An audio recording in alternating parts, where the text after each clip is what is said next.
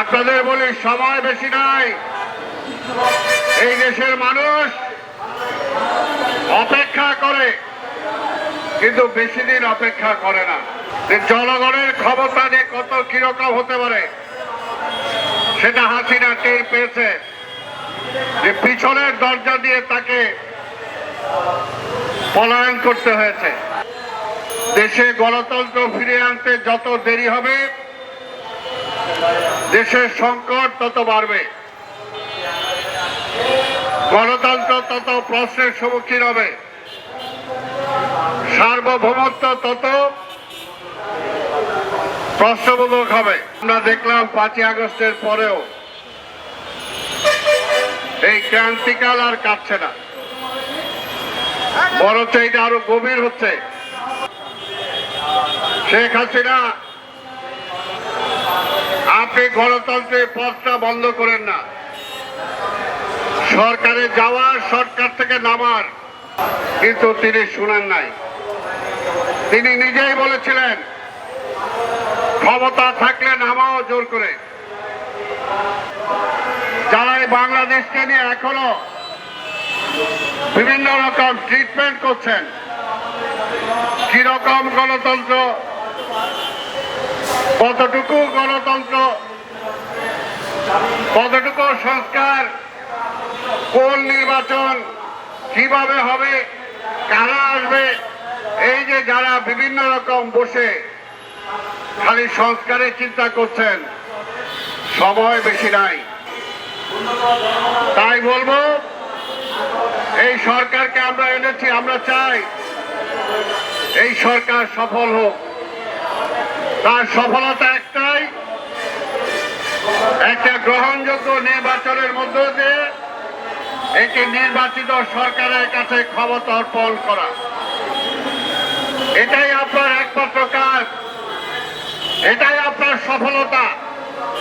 এটা যদি না পারেন তাহলে কোনোটাই প্লাস পয়েন্ট পাওয়ার সুযোগ নাই। পার্বত্য চট্টগ্রামে বর্তমান সরকার উপদেষ্টা তিনি নিজে স্বীকার করেছেন যে প্রতিবেশী রাষ্ট্র পরাজিত ফ্যাসিবাদ ষড়যন্ত্র করে পাহাড়ে অস্থির অবস্থার সৃষ্টি করছে। ভাই, এটা এত পরে বুঝলেন? আমরা তো আগেই বলছি যে ফ্যাসিবাদের দোসররা সমাজের সব জায়গায় ঘাপটি মেরে বসে আছে। তারা সুসংগঠিত হওয়ার আগে ন্যূনতম সংস্কার করে নির্বাচন দেন। তখন তো বলছেন খালি নির্বাচন দেওয়ার জন্য এই সরকার আসে নাই, তাহলে কিসের জন্য আসছেন? আজকে স্বাধীনতা হুমকির সম্মুখীন হবে আর আপনি খালি বিবৃতি দেবেন সেটার জন্য? অনেকদিন ধরে বাংলাদেশে পুশিং হচ্ছে, ভারতীয় নাগরিকদেরকে পুশিং করে আমাদের দেশে পাঠাচ্ছে, কোনো প্রতিবাদ নাই। রোহিঙ্গা নতুন করে বাংলাদেশে পাঠানো হচ্ছে। ভারতে যে সমস্ত রোহিঙ্গা ছিল সেই ভারতের রোহিঙ্গাদের বাংলাদেশে পাঠিয়ে দিচ্ছে, কোনো প্রতিবাদ নাই।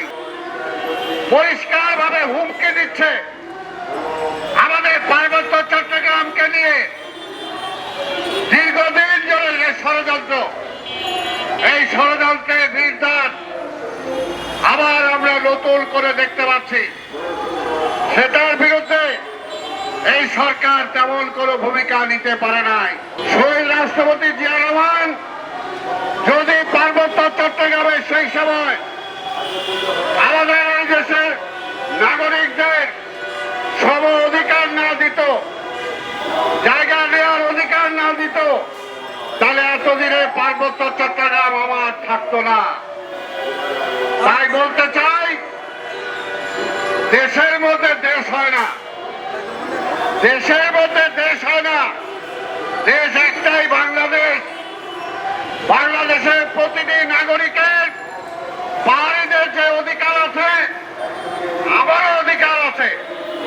পাহাড়িদের ঢাকা শহরে ফ্ল্যাট কেনার অধিকার থাকলে, জায়গা কেনার অধিকার থাকলে, আমারও বাংলাদেশ বাংলাদেশের যে কোনো জায়গায় জায়গা কেনার অধিকার থাকবে, এটাই হলো আমার সিভিল রাইট। তাই যারা নিজেরা এই শেখ হাসিনা প্রতিটি জায়গায় আমার দেশকে ধ্বংসের দ্বার প্রান্তে নিয়ে দাঁড় করিয়েছে, আজকে এই পাহাড়িদের যে অবস্থা, পাহাড়ের যে অবস্থা, এই অবস্থার জন্য আজকে শেখ হাসিনা দায়ী। নির্বাচনের কথা আমরা এমনি বলি নাই। নির্বাচনে একটা নির্বাচিত সরকার থাকলে তাহলে যতটুকু জোর করে এই আধিপত্যবাদের বিরুদ্ধে কথা বলতে পারবে, পুশিনের বিরুদ্ধে কথা বলতে পারবে, আবার পানির জন্য কথা বলতে পারবে, রোহিঙ্গাদের ব্যাপারে কথা বলতে পারবে, এবং যারা আবার স্বাধীনতা সার্বভৌমত্বের উপরে হুমকি দেয় তাদের বিরুদ্ধে কথা বলতে পারবে, সেই সরকার দরকার। ওই পিয়ারে যাওয়া দরকার নাই। আমরা বুঝি পিয়ার হলে মানুষের ভোটের অধিকার খর্ব হবে, মানুষ তার প্রতিনিধি নির্বাচিত করে সংসদে পাঠাতে পারবে না, নতুন করে স্বৈরাচারের জন্ম হবে, সেটা আমরা চাই না।